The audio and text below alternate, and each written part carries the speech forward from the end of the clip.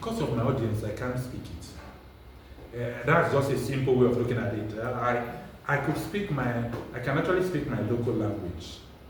But because of the audience I have, I can't.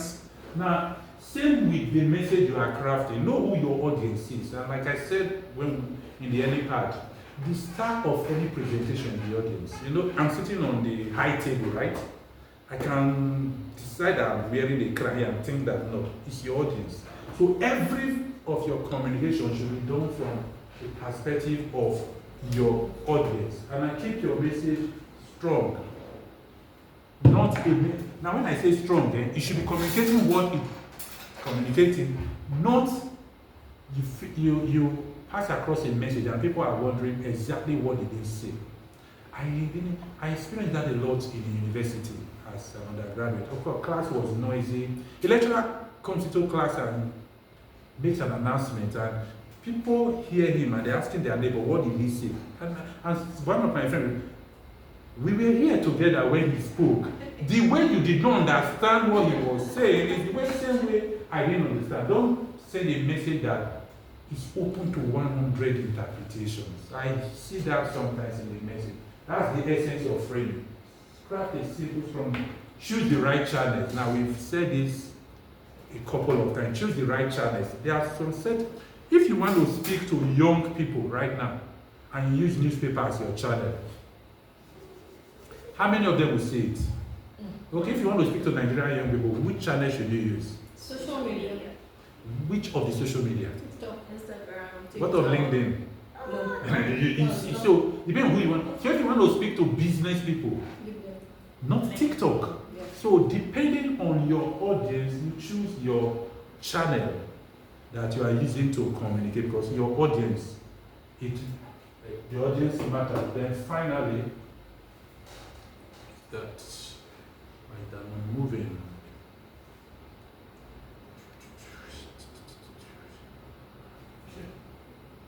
Measure your impact. I need us to look at measuring impacts. Measuring impact. But it's not enough to just send out a message, right? You should ask yourself, what is the impact of the message that I'm sending? That will determine what you do next. Now let's look at this example and see the four things we just looked at in crafting a message. A new campaign to raise awareness about climate change. What's that color of there? Green. I hope you know it's deliberate, right? I'm talking about climate change and I'm using green. It's that.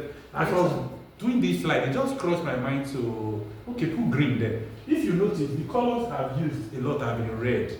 I hope you know that's also deliberate. Why did I use red? Actually, for the Academy. So there's that connection between, and you can see Foda's logo on top, right?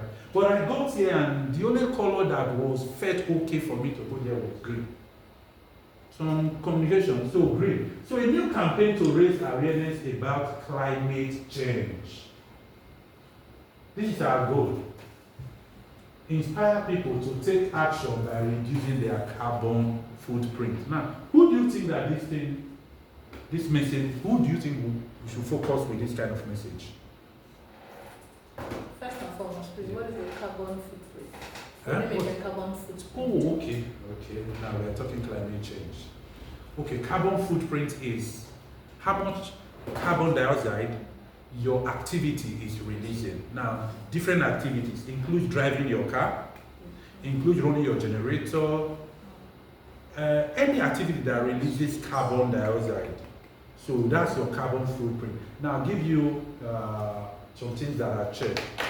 Diesel generators releases more carbon than CNG generators. A lot more than 50% more carbon dioxide than CNG generators. So if you see people saying, oh, let's go green, that's that. Then the reason why people are pushing for solar is because they say that solar does not have any emission. But one challenge that I have with them is, what of the production of the panel in factories?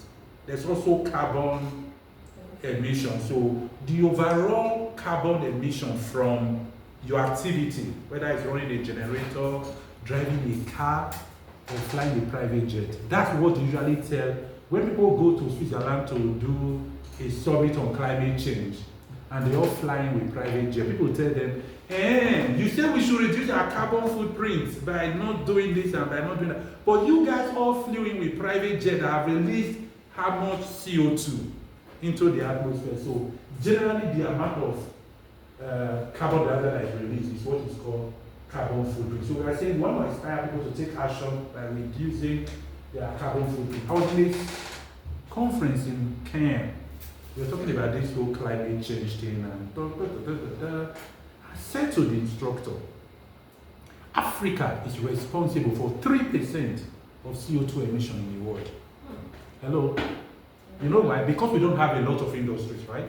Africa is responsible for, you see all our cars we are driving, and Dangote and Boa, all of us, I'm not saying Nigeria, Africa, we are responsible for 3% of CO2 emission. And I said to the man, coming from Europe to come and tell me to reduce my carbon footprint when I am responsible in Kenya, 3%. Why are you not in the US and in China who are responsible for 20-something% of carbon footprint? Ken will take that question after. That was actually the first time I actually understood this whole climate change conversation. So I go to seminars, conferences, and I try to really listen. Explaining the whole thing, carbon, just like your question, what's carbon footprint, what's this, what's ozone layer. So the guy got to a point and from his explanation, I think, guy, why are you talking to us? You should be in the US, you should be in China. But at the end of the day, those guys, they keep running their industries. And it makes some Africans tell, even Trump said it, that the whole climate change thing is a hoax. It is not as if it's a hoax. Climate is actually changing. But some people push those narratives to gain certain things. There's nothing these guys do that is at face value. If they tell you, oh, we are doing this to save the planet, true, but they are doing more to destroy the planet, so somehow, some way, they sell you a dummy. Who doesn't want to save the planet with a sip? We all agree to save the planet. We'll all agree. So why they are telling us, oh, use more of CNG, use more of solar, don't cut trees, they are emitting more CO2 from their factories. The truth is they are not cutting trees as much as we are cutting. That's the truth. Because we don't have a lot of fuel here, I'm just talking climate change, which is one area that I'm also involved in. Because we don't have a lot of fuel here, we cut trees. I spent 20 months working in Niger State on a project, and one of the painful part of going around Niger State, the Niger State is quite large, right? I've done a road trip in Niger State that lasted 9 hours, and we're still in Niger State. Yes. Went to New Busa after Kainji. We're still in Niger State. One of the painful things of driving through Niger State is seeing the trees going. Yes, seeing the trees depleting. See charcoal along the road. Some of those charcoal end up in Abuja and Kaduna. Seeing wood along the road. Seeing places they told you were forest before cut down. Climate change is happening, but we should as a country actually be mitigating it, but we are not doing enough. So when they talk to us, I understand what they are saying, but that's that. So who is our audience? You see those women in the village? They include our audience for this. Who else should we be talking to? If we want an awareness on climate change, who else should we be talking to? Who else? Those are cut down trees. Yes. Restaurants. The men and women in the village, restaurants, who else? Companies. Big companies, yes. The media. Media, we've not mentioned one major stakeholder.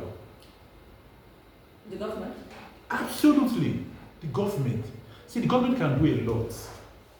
The government can do absolutely a lot. See, if you make cooking gas readily available and affordable, and if you do my women in the village one fantastic favor, give them a gas cylinder. You know, gas cylinder is not really very expensive, right? But for a woman in the village, she doesn't want to spend 15,000 buying a gas cylinder and refilling the gas for whatever. So she goes to the bush and cut a tree in her estimation, the tree is free, right? Yeah. It's there, so she cuts it down. It's nature is God that gave her. Leather. So she doesn't understand all of the implications. But if you give her a gas cylinder, and then the gas was readily available, it will make gas available. It's not such a difficult thing. I've seen refill that is only one cylinder. Person goes to the town, buys one cylinder, he bakes it and refill gas in some villages. Government is a major stakeholder, but what happens often is government talk the talk, they don't do the work. So if we are doing advocacy, we should actually be telling the government. Now, I think it was in Niger State, the time he banned production of charcoal. Because most trees they cut down go into charcoal. Some use it locally for cooking, but a higher percentage go into charcoal because the charcoal is not just for Niger State. I know it goes to Kaduna. I know it comes to Abuja. I've seen trailers loading charcoal. So that gives you an idea of the volume of trees cut down to produce the charcoal. The time one of the governors banned it, but nobody implemented it. So government has a major very short, and then people are there. Yeah. If I was governor of Niger State, trust me, I will ban it. But banning it means that you have to give people alternatives.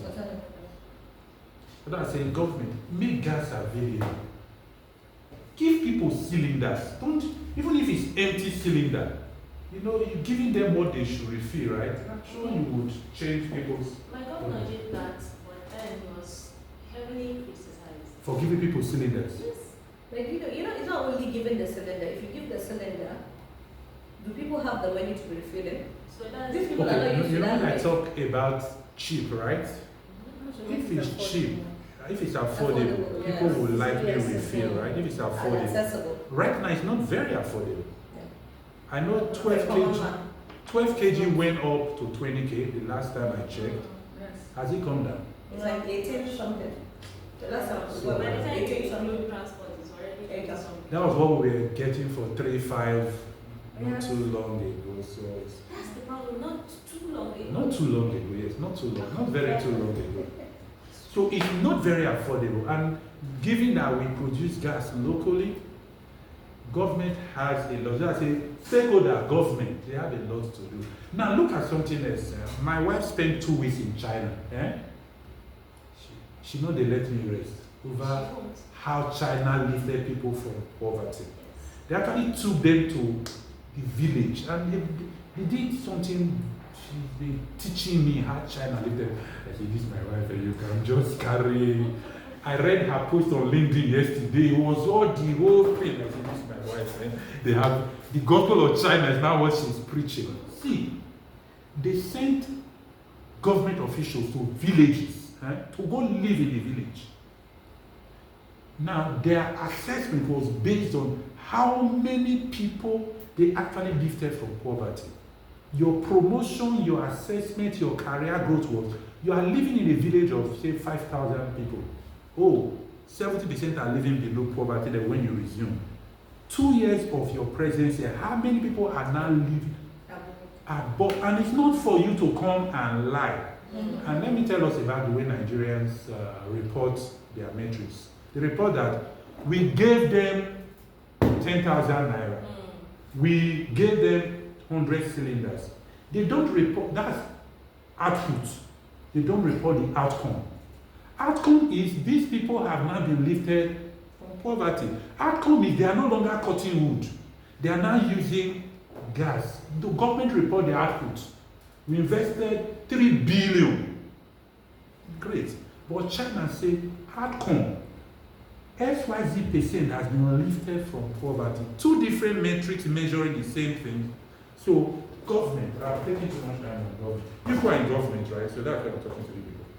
Listen, you tell it to me.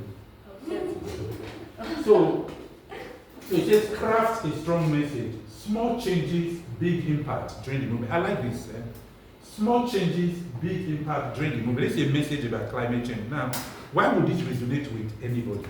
The woman in the village will tell you that, is it this tree that she's cutting that is making the whole world heat up? Europe is very hot right now. Germany, France, right? People are dying from heat. Even the UK is very hot. They say, is it this tree I'm cutting in Mina? That is, but you say small changes, small change, just do this your small change here. Big impact. Small, big impact. You can resonate with people. That's starting a message. Choose the right channels. Working in Mina exposed me to communication to people who didn't understand English. Right?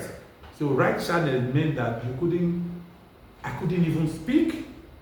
You couldn't give them flyers to read, you couldn't play videos to them. Somebody had to communicate to them in their language. So even if we were on radio and on TV, we were dealing with smallholder farmers. We couldn't communicate to them as well. Right channels.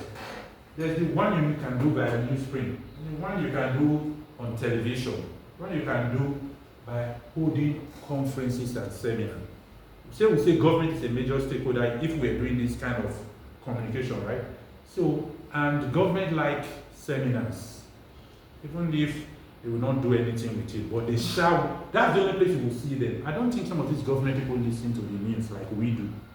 They really don't have that much. Sorry, sir. But if, like, the example you gave us, the event seminar. Yes.